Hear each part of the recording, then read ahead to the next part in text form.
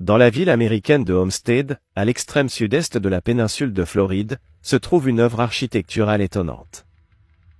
Sa particularité réside dans le fait qu'il s'agit d'un vaste ensemble complexe composé de nombreux bâtiments résidentiels et domestiques, ainsi que de diverses structures décoratives, notamment de sculptures et de groupes sculpturaux, réalisés dans un seul et même matériau.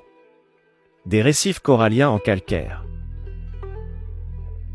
Après avoir acheté un terrain de 40 hectares à Florida City, Edward Litzkalnin s'est lancé dans un ambitieux projet de construction. Il dédia la structure à sa fiancée, dont il était séparé, et l'appela « Monument à ma petite amie de 16 ans ». En 1936, Ed décide de déménager. Il achète un terrain beaucoup plus grand et surélevé de 400 acres près de Homestead, à quelques kilomètres de son ancienne maison. Il est alors confronté au défi de déplacer plusieurs centaines de tonnes de structures en pierre et d'œuvres d'art vers le nouveau site. Ed a emprunté un tracteur avec une remorque à un voisin et, pendant plusieurs mois, il a chargé ces pièces la nuit, les a transportées vers le nouveau site pendant la journée, et les a déchargées la nuit suivante. Personne ne l'a jamais vu empiler les pièces sur la remorque, ni les en retirer. Ed a d'abord nommé sa nouvelle propriété, Stonegate Park, le parc de la Porte-Saint-Pierre, puis l'a rebaptisé en Coral Castle, le château de corail. C'est ce nom qui est entré dans la légende d'Edward Litzkalnin. Il a fallu à Ed 25 ans de sa vie pour construire l'ensemble des bâtiments et des ensembles sculpturaux du château, dont le poids total dépasse 1100 tonnes. Un an après la mort d'Ed, en 1952, la société d'ingénierie américaine, intriguée, a entrepris de prouver la supercherie du constructeur du château. Ils ont loué le plus puissant des bulldozers et ont tenté de déplacer l'un des blocs qu'Ed n'avait pas eu le temps d'utiliser dans sa construction. Cela n'a pas fonctionné.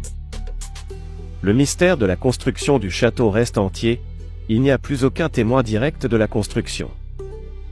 De plus, Ed ne laissait personne s'approcher de son site. Il était surnommé Ed le Mossad pour son isolement et son ascétisme.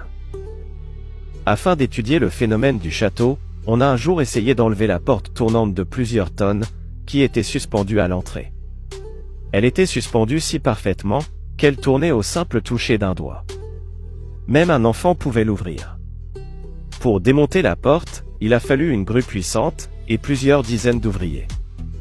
La porte a été enlevée, mais il s'est avéré qu'elle n'était attachée qu'à un cintre de camion rouillé, tombé en ruine à cause de la vieillesse.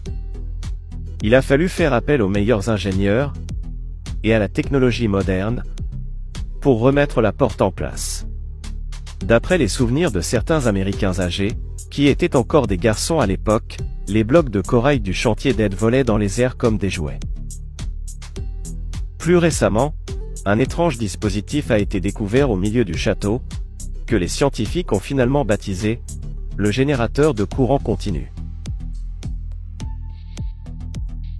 Il s'agissait d'une construction massive comportant un grand nombre de pièces métalliques, au milieu desquelles se trouvait une étoile de David. Il y avait 240 aimants permanents en forme de fer à cheval à l'extérieur de l'appareil. Le maître lui-même vivait dans une pièce de 10 mètres de haut, qui abrite aujourd'hui un petit musée où l'on peut voir les outils sans prétention d'aide. Aujourd'hui, le château est déclaré trésor national de l'État de Floride, et il a été transformé en musée. En 1984, sur décision du gouvernement américain, le château de corail a été inscrit au registre national des curiosités historiques du